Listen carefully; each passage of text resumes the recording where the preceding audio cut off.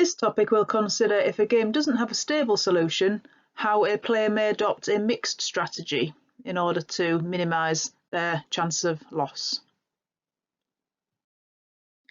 We're going to start by determining whether this game has a stable solution. You might want to pause the slide and determine for yourself first.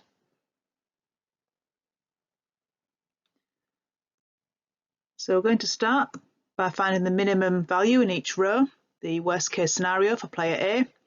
So here we have -9 and -3.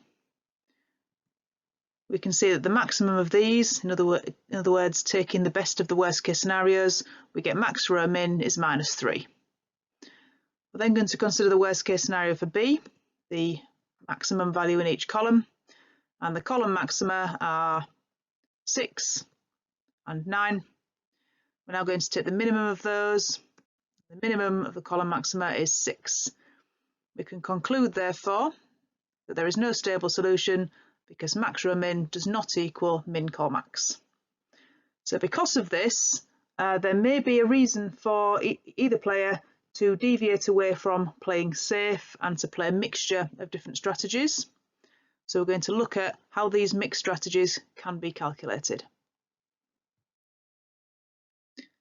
So in a situation where there is no stable solution, a mixed strategy will tell a player the optimum ratio that they should play each of the two strategies in order to maximise the amount that they win.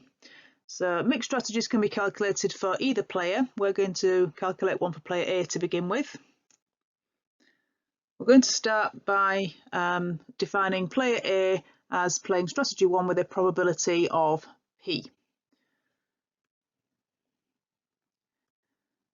Now, because player A will always play either strategy 1 or strategy 2, the probability that they will play strategy 2 will be 1 minus P. So in a question, you would need to define what P was and then write a sentence explaining that these two probabilities were the probabilities of player A playing each of these two strategies. So we're now going to consider what A's expected outcomes would be, or expected gains would be, depending on what player B chose. So first we're going to consider what if player B were to choose strategy 1. So if player B were to choose strategy 1, we can see that every time player A plays strategy 1 as well, they will win 6. So therefore the expected value is 6 multiplied by the probability, the amount that they would win multiplied by the probability or the amount of time that they are playing that strategy. And every time player A chooses strategy 2, if player B has chosen strategy 1, then A would lose 3. So in other words, their expected outcome there will be -3 multiplied by 1 minus P. Because every time they played that strategy, they would lose 3. Therefore, we're going to add those two values together, and this is going to give the expected value for A. So 6 times P, and then -3 times 1 minus P. Simplifying that down will give us the value V, which is the value of the game, the expected outcome for player A. This simplifies, multiplying out the brackets to 9p minus 3. We're now going to consider what if player B chooses strategy 2. What would A's expected outcomes be there? And again, we can see that if player A were to choose strategy 1, then they would lose 9. And this would depend on how much of the time they had chosen that strategy. And if they were to play strategy 2, then they would win 9. And they are playing this 1 minus P as a probability. So if player B plays strategy 2, player A's expected outcome is -9 multiplied by P plus 9 multiplied by 1 minus P. So this is also V, also the value of the game. This simplifies down to give us 9 minus 18p equals V. So these are the two expected outcomes for A, depending on what B chooses to play. We're going to look in a bit more detail at this later on in the course when we look at if B had more than 2 options. But for now, we're going to solve this simply by solving the simultaneous equations to find the values of P and V. We'll look at exactly why this is later on. So because they both start with V equals, we can just set them equal to each other. The values that you would get are P equals 4/9 and V equals 1. It's now important to explain what these two values mean in context. So in the context of this game, this means that player A would play strategy 1 with a probability of 4/9, so 4/9 of the time, and strategy 2 with a probability of 5/9, or 5/9 of the time. Or, over the course of 9 games, A would play strategy 1 4 times and strategy 2 5 times, assigning it randomly, perhaps using a random generator. And if this happened, player A can expect to win an average of 1 per game. Obviously, this will be averaged out over successive games, an average score of 1 each time. We're now going to work out a mixed strategy for player B. So we're going to assign probability Q for the probability that player B will play option 1, and probability 1 minus Q for the probability that B will play option 2. You would need to define these probabilities at the beginning of the question in an exam. We're then going to consider, under each of A's choices, what the expected outcome would be.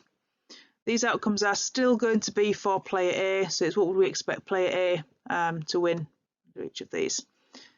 So considering the row that represents A choosing option 1, we can see that the expected outcome is 6 times Q and minus 9 times 1 minus Q, that is V. This is still the expected outcome for A, for player A, so it's A winning this amount and therefore B losing that amount. So this simplifies down to give us 15Q minus 9 equals V.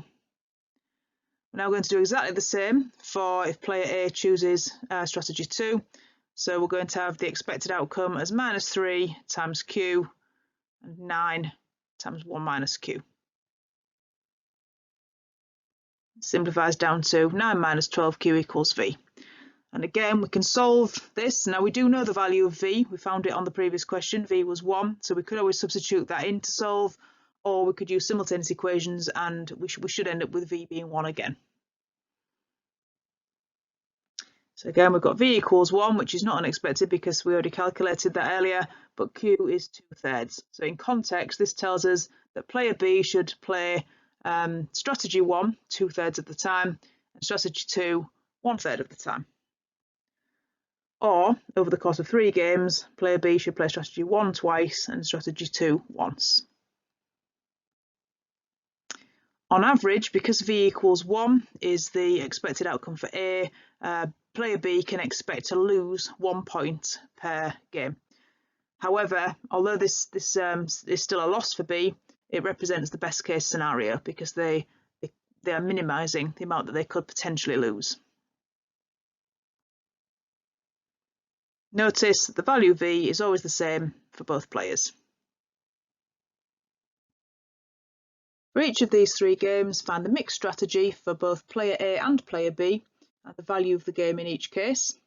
Remember that in an exam question you would need to define each of the values that you were going to use, so for example P and Q, and you would also need to give the answers back in context at the end of the question.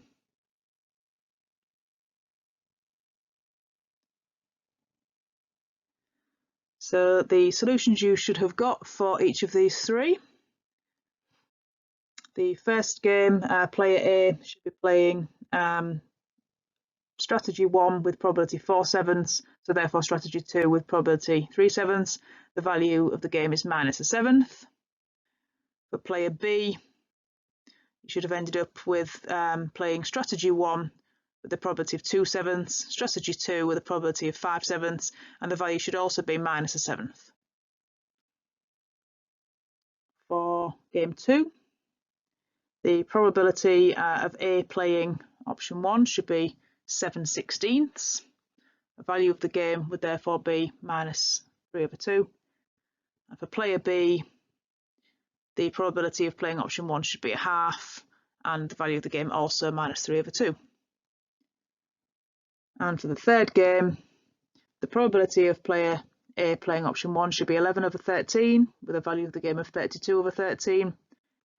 And for player B, the probability should be 3/13 for strategy 1, and a value also 32/13.